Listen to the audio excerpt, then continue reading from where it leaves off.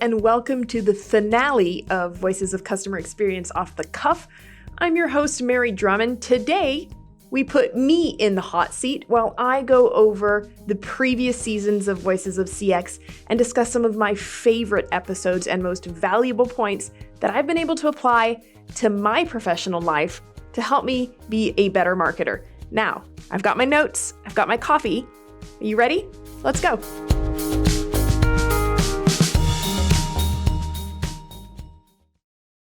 So I'm going to kick this off going all the way back to season 1. Season 1 was great. We had no idea what we were doing. We bootstrapped it from the very beginning. The sound quality is atrocious because we didn't have any mics, we didn't have any studios, we sucked at editing. So it was very much an experiment that actually worked really, really well. And at the time, I didn't want to be involved in hosting. I didn't. I wanted to produce, I wanted to write the questions, I wanted to research, speak to guests, book people. That's kind of what I felt passionate about. So my wonderful co-producer, Crystal Garrett at the time said, that's fine, I'll do it. I'll step in and I'll get this done. And she recorded the first season until at one point, I think it was around episode 5, I swallowed my embarrassment and my I don't know. I just decided that, yeah, you know what, I should totally be a part of this because it all of a sudden became something that was exciting. And I wanted to be involved. I wanted to be asking the questions. So I joined on episode 5 of season 1. So I actually missed out on interviewing Pete Fader that first time. But every time I refer back to that episode, it's really interesting for me because it was the first time, reading his book was the first time I was introduced to the concept of customer lifetime value. And the whole idea of using that to not only designing your customer journey and building a customer-centric product or service to begin with. Pete Fader went beyond that. And alongside his colleague, Professor Dan McCarthy, who then came on in season 2, who I absolutely adore. I think he's amazingly intelligent. They came up with the concept of customer-based corporate valuation. And together they founded 2 companies. First, a company called Zodiac that then they sold to Nike in 2018.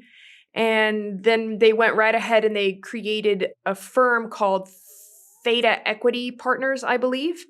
And the idea of that was to kind of be an audit of companies that were going to IPO and determining based on their customer lifetime value and customer feedback, customer loyalty as a whole, what sort of valuation that company could have. And they wrote all these really controversial articles that they published in marketing magazines. And it was kind of a big deal when it happened. But this is 2 very brilliant men, both Pete Fader and Dan McCarthy, that really work towards putting customers at the center, not only of the offering of organizations, but so far as to actually using that to calculate the valuation of companies.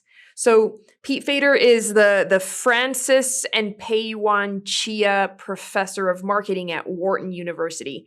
His book is called Customer Centricity, Focus on the Right Customer for Comparative Advantage. During the episode, he talked about how he wished he had given it a different name in hindsight because he felt like the name of the episode led people to believe that you should be customer-centric and focus your operations on all your customers, regardless of how much they spend with you. And in truth, Pete Fader strongly believes that not all customers deserve the same attention. They deserve the same respect, but not the same attention. He believes that companies need to understand the demographic of customers who have the largest possibility of spending money with the organization, and then designing either loyalty programs or special customer journeys that actually make these specific customers feel special and feel valued because they are more important. And he gave the example of a customer going to Macy's all the time, just like perpetually going to Macy's. But every time they walk into Macy's, they buy a bag of socks. Whereas when they make those high-end purchases, they're always taking their money to Nordstrom. And even though it happens less often, truth be told, Nordstrom has a larger share of wallet. So that customer is actually more important to Nordstrom than it is to Macy's. Really interesting concepts. Really started me off on the path of behavioral economics and got me really excited in the theme. So that's my highlight from season 1. Yeah, I have to admit, looking back at the book and the ideas and all the experience I've had since then, customer centricity is actually a really bad choice of words, because too many people get the impression that it means that we're centered around the customer, that whoever you are, whatever it is that you want, we are there for you. You are at the center of our attention and activity. And that's not really what I'm talking about. What I'm really talking about is that there are certain customers that we choose to be centered around. There are certain customers who are so incredibly valuable to us that they represent the growth engine in a way that, let's say, innovation or efficiency or the usual business practices can't achieve. But if we can figure out who the best customers are and find ways to enhance their value and extract some of that value and find more customers like them, that we can achieve growth that we can't by just focusing on the products.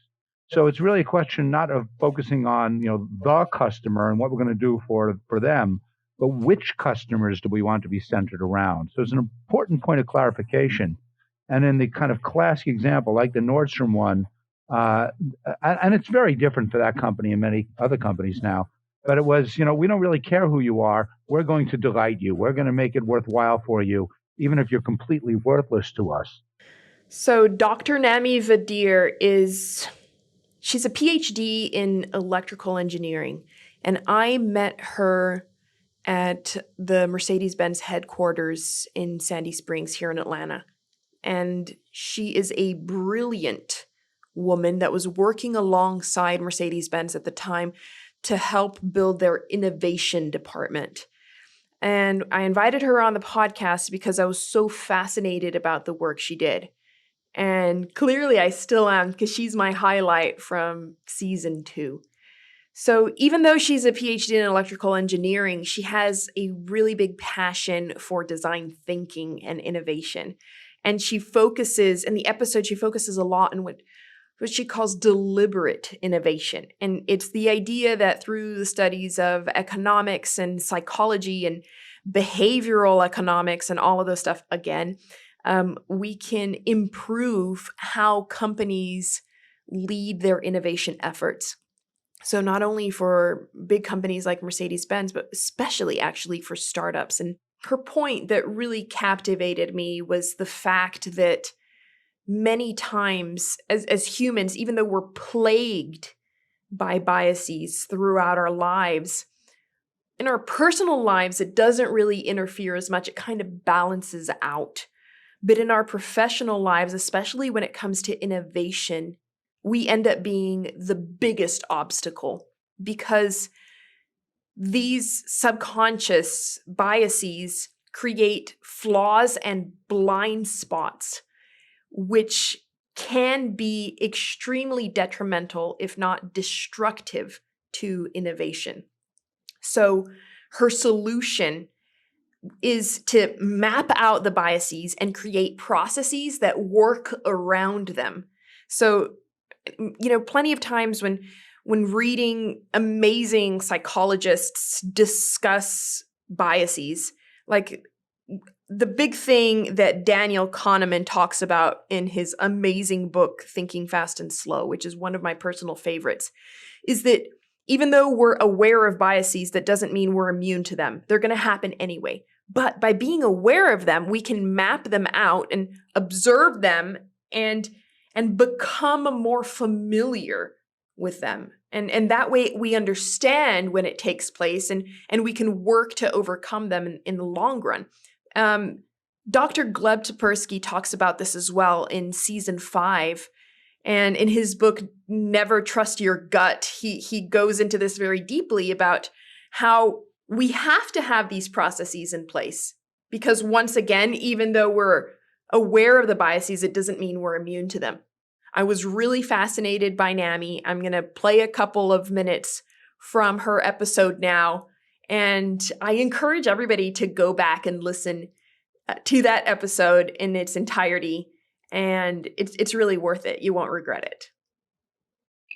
Those words, want, like, desire, are just not safe and reliable from an innovation standpoint to be able to build something around that and expect your customer to consistently buy whatever it is that you make for them. What are the situations in which your customer is going to be passive or indifferent to the fact that you showed up with a product that could change their lives? Well, if they're indifferent, they're not going to act in any way, shape, or form. How is that helpful to the entrepreneur or innovator? So you want to look for the opposite of that indifference, which we call non-indifference. When we go out and do innovation or work on innovative projects, the instrument through which we do this work is ourselves. And as we all know, the human mind and the human body have some limitations. So shouldn't you be interested in the limitations and, knowing the faults of the instrument through which you're conducting the innovation work? And that's sort of the ethos and thinking around deliberate innovation. When you think in that binary way that we're used to, that the opposite of up is down, you have to shift from that framework to thinking of the opposite of up is not up. And same thing for opposite of white is not white. It's not just black. There's so many other colors you could choose from. Right. So the minute you think about it that way, you can think about your customer as, there's so many things that they could do, they should do, they would do, but there are certain set of things that they cannot not do. I'd like to say that Matt Dixon has become more than just an acquaintance, but a friend, because I have these amazing conversations with him, and he's so open to collaboration and participating in events that Worthix puts on. And he is a brilliant man, and his research is some of the most inspiring that I've read over the years. So Matt Dixon became kind of famous in the industry because I believe that he was the head researcher for CEB at the time that they put out a book called The Effortless Experience. So they put out this book in 2010, and they wrote an article for HBR, and people read it and they were like, yeah, great, nice, and kind of moved along with their lives. And then 8 years later, all of a sudden, people were like, oh my God, this book is amazing. And the idea behind that book, The Effortless Experience, to start running CES, which is Customer Effort Score, and actually using that as a KPI to measure customer experience, it just kind of blew up 8 years later. So Matt Dixon doesn't work at CEB anymore. CEB was purchased and became a part of Gartner. Now he's at a really cool company called Tether that works with natural language processing and artificial intelligence as a solution for call centers. He is still a very strong ambassador for the effortless experience and for companies monitoring or metrifying how difficult it is for customers to do business with them. So the idea for a really long time in the customer experience industry was that the only way to provide your customers with good experiences or to cause memorability was by surprising and delighting. So doing something extraordinary that caused a peak in their emotions and caused memorability, which would then generate a repeat purchase or result in repeat purchases and customer loyalty. And the study in CB actually found that what had a much higher correlation with customer loyalty was an experience being consistent and predictable, so that the customer knew exactly what was going to happen and it would happen every time. And I got to say, people were kind of shook with this initially, but with time, it kind of started making sense. Much more than being surprised, you just want things to go well. Nobody enters an experience with a company, whether it's to buy a product or a service or even in hospitality, wanting that experience to fail. Nobody wants that. No one wants to get angry. Nobody wants to churn. Once they've made the decision to make that purchase, people want to follow through. So the idea is that if you're just able to execute on your promises and live up to the expectations of your customer, that experience will be fine. It's not going to generate any peaks, but it'll be great. And they'll have that consistency of knowing that if they return, they'll get that same experience over and over again. It's like me going to Starbucks and getting my venti coconut milk latte with cinnamon sprinkled on top. It's a super boring order, but it's consistently good. And every time I go, no matter where I am in the country, I know that I'll get the exact same cup of coffee, and that brings me comfort. It also makes me spend a lot of money with Starbucks, but that's kind of how it works. As humans, we are creatures of habit. We like having that consistency. So that was one of my strongest takeaways from the season 4 of Voices of CX with Matt Dixon. We call this sort of the Hail Mary pass, which is like, you heave the ball up in the air and you hope somebody catches it. And sometimes it works, but usually it doesn't. And that's what I think of delight as. It's this thing that companies have embraced and they've celebrated. And if you go to any big company in the world, you'll see that they've got the wall of fame with their thank you notes and the emails and the praise that customers in a moment of need, they felt like a rep really went above and beyond and really blew them away with some like a wow moment, a delightful experience. And they write a really nice letter, and that letter gets pinned up on the bulletin board, and that rep gets called up in front of the whole service organization, and they get a Starbucks gift card or some sort of, award, a Lucite trophy, and they get a pat on the back, and everyone is told to go forth and make sure we wow our customers. Don't just do what they want, but wow them. But when you really study it, what you find is that big companies are really bad at delivering that at scale. What they do a great job at delivering at scale is a really awful experience. And so they have really kind of mechanized that and routinized that. And I think what companies have realized is like, hey, let's stop heaving the ball up in the air and hoping somebody catches it. And let's go after the thing that's really causing us pain, which are these friction points, these sources of customer effort. The fact that we make our customers call us back over and over again, or the fact that our customers go to the website because they don't want to actually talk to our people. They want to take matters into their own hands and solve their issue on their own. But we make it really hard. Like our website's really clunky. It's loaded with jargon. It's just hard to understand. And then the customer bails out and they pick up the phone. Or when they call us, we transfer them all over the place. We tell them, hey, that's not my department, that's somebody else. So let me put you on hold and transfer you. Maybe you'll get disconnected and have to call back. These things cause customers a lot of pain. In season 4, I 100% fangirled the hell out of Niriyal. I read his book, and it was one of the most life-changing business books I read, Hooked.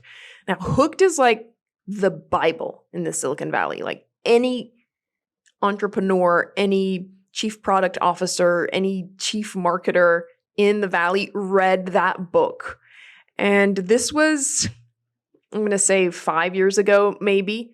And the only thing that startups wanted was to create habit-inducing apps and technology. This was before social media actually became a very grave social issue, I'm going to say. And at the time, people were, the more you could get people to be on your platform, the higher the valuation of your company and, the more successful and profitable you would be.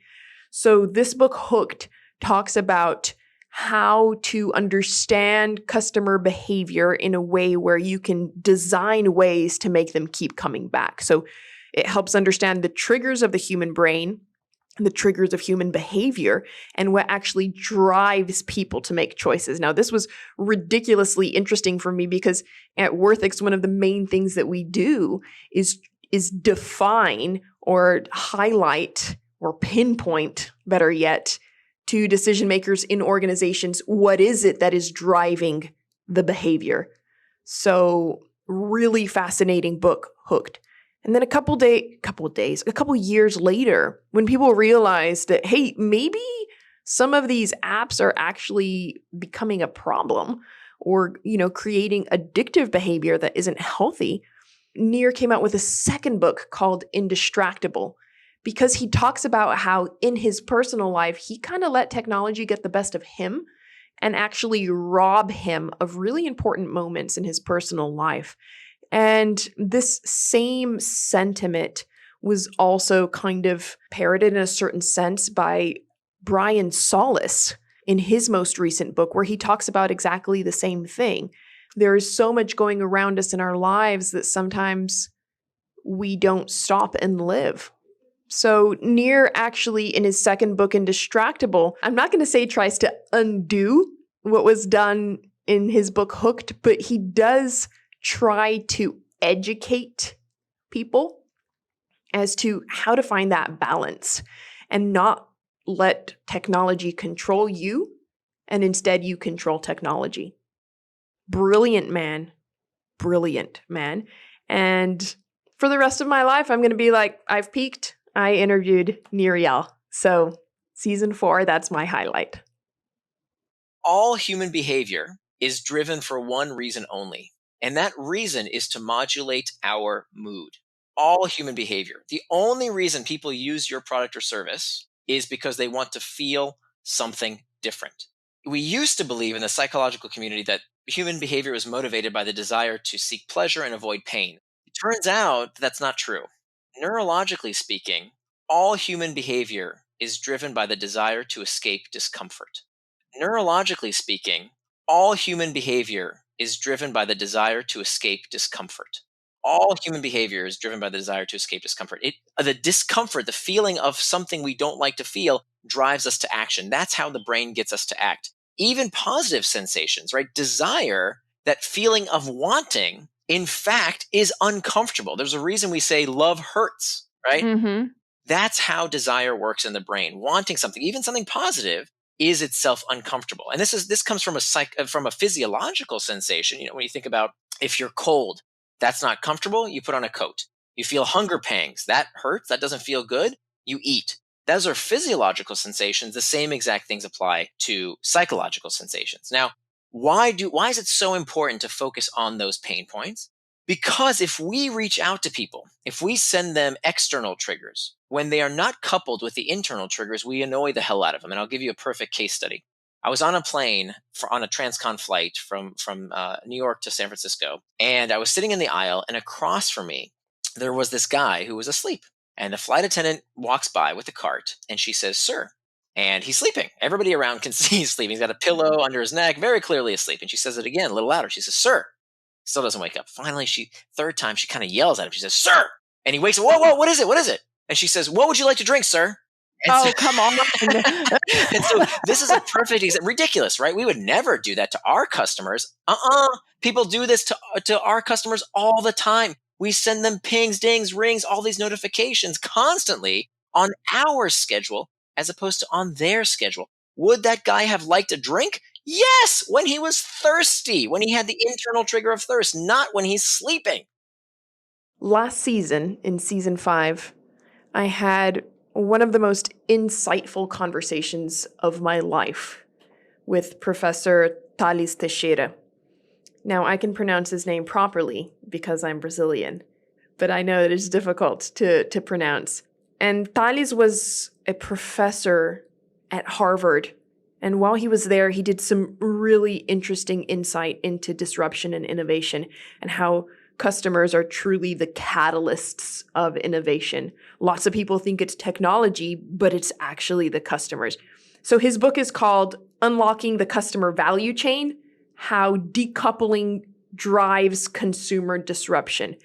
And I'm not going to give too much detail because I urge you to go back to season 5 and listen to this episode yourselves.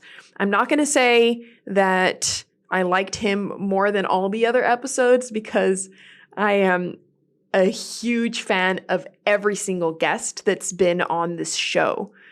But I'm going to say that it might have been the most thought-provoking guest I've had, and the one that actually led me to consider changing the way I think about the world and the market. So I'm going to play a little bit more from Thales' episode than previous ones, but I absolutely encourage you to go back and listen to the whole thing yourself. So that's it. These 5 episodes, these 5 guests are my recommendation. Once again, every single guest that has been on this show has taught me so much. I owe 100% of who I am today as a professional to the conversations that I've had over the years with these ridiculously brilliant minds that have such amazing perspectives of the world. And I am so proud and I'm so honored that I had the opportunity to not only speak to these people, but to ask questions that I believe you, our listeners, would like the answer to. So thank you for allowing me to be your voice while speaking to these brilliant thought leaders and authors and practitioners. And it's been my honor and my privilege. In many countries, in many industries, many people still focus on technologies as the main disruptive ingredient. My view and my learning, the lessons that I've taken through 8 years of research is that it's all about the customer. So I like how you refer to it as customer-driven digital disruption in your book and in the articles that you write. And that's something that for me was really impactful because I spend a lot of my time talking about this and trying to convince companies of this. And in my keynote, I talk about a lot of the same companies that you do, like Blockbuster. I talk about Nokia. I talk about BlackBerry. And when I talk about BlackBerry, it's kind of bittersweet for me because I was such a massive BlackBerry fan. I was crazy about their technology. I loved BBM. Like, for the young millennials that are listening to this, I know you have no idea what I'm talking about, but the older millennials and the Gen Xers will. And they were an amazing company that had a really loyal fan base. And even though all of their metrics were pointing at a very satisfied customer, it still didn't keep them from leaving once Apple came out with the iPhone, right? So is that kind of where you focus and what you're looking at? I think it's a good starting example for us to understand the commonalities across industries. So BlackBerry came out with one of the first portable tools to allow people to use email. And so lo and behold, the first group or swath of customers to adopt it were business people that needed to do email on the road. And so many adopted BlackBerry devices, and it grew tremendously fast. But then this group of business people had joined another group of younger, savvier customers who wanted to entertain themselves. Entertaining is a bigger market than the email market. And so young people and medium-aged people started to use Facebook and Google and many other tools and online videos and streaming music. And when Apple came out with its devices that allowed you to entertain yourself on the go, then it increased the market tremendously. And so consumers were already trying to do these activities with other devices and with their laptop computers. It turns out that when Apple came about, it just stole much of the market from BlackBerry and from other, Nokia being one of them. So it was consumers who wanted to move forward with their consumption choices. And it turns out that Apple was quicker to identify this and provide simple, easy to use products for that. But did Apple have any revolutionary new technologies that others didn't have? In my mind, the answer was no. No, they didn't. They have off-the-shelf technologies. They have an amazing ability to design for it, but they didn't have any proprietary new technologies that didn't allow Nokia, BlackBerry, and others to offer similar solutions to customers. Nor did they have necessarily access to more capital or better brains. All of the talent or everything that went into producing the iPhone was basically commoditized. Same technology, same brains, same resources, right? They just had the right mindset when they were designing the product, right?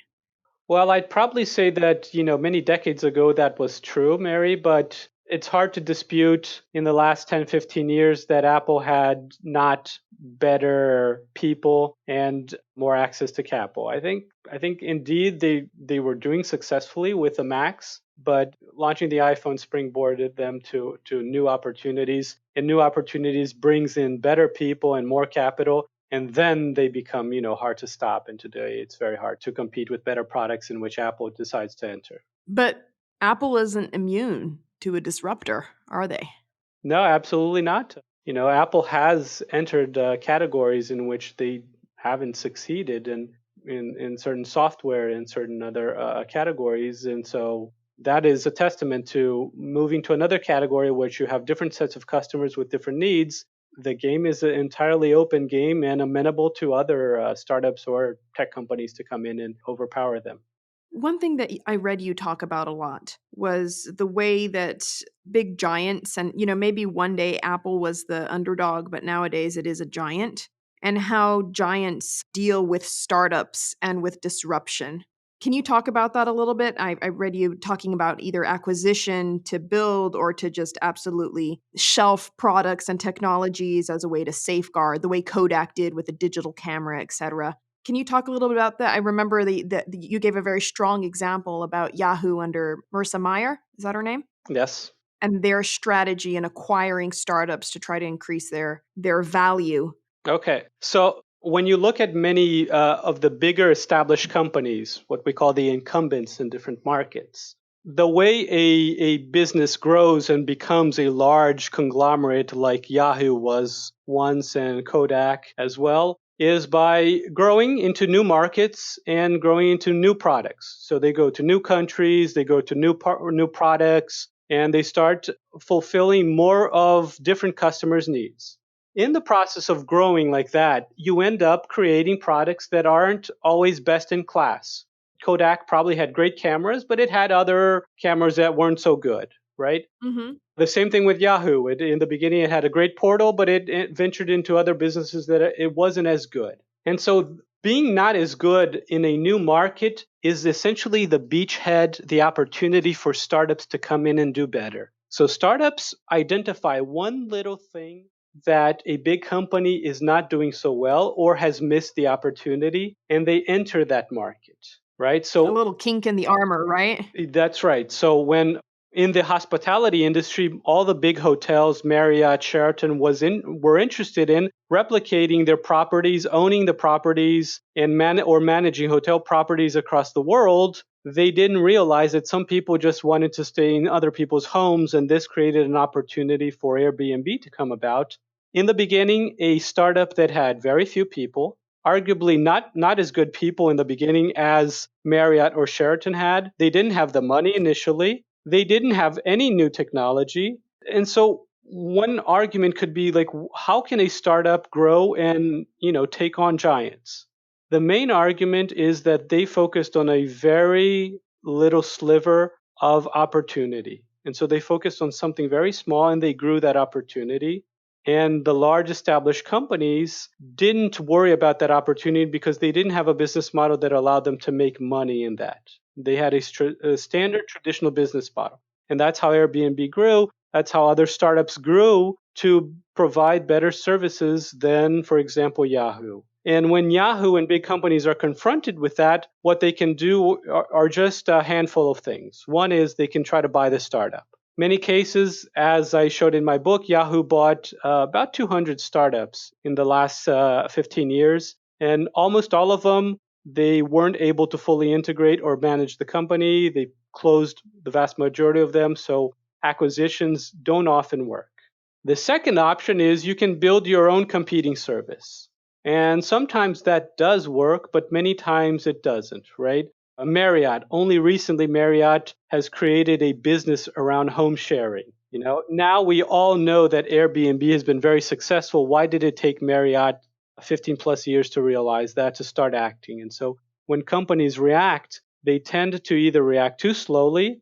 And the other point that I've noticed is they tend to react by doing what I call watered down versions of innovation. Mm. So instead of doing something better than the startup, because the new business model or the new product or service that they offer tends to be in conflict with their original business model, in order to appease all of the executives in the company, they kind of have to water down the innovation such that it doesn't attack them. So let me give you one example. When beauty startups came about with sample boxes, subscription boxes that had samples of beauty products that were sent to people's homes, women's homes mostly, and this Birchbox was one of the first one, Ipsy, the other one, then came 100 other ones. Sephora did respond and create its own Sephora Play, but initially it thought of the idea of, instead of sending the boxes to people's homes, to have people go to the store to pick up the boxes. Why?